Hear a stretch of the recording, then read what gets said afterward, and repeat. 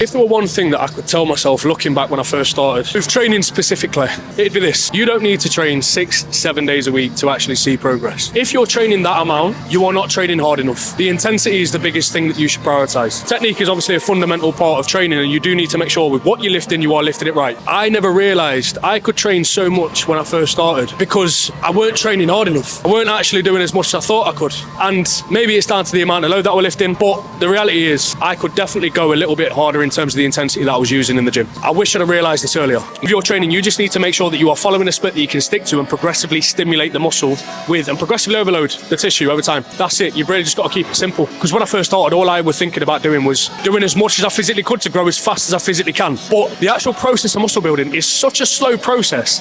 And if you're not allowing your body to recover, you ain't going to grow.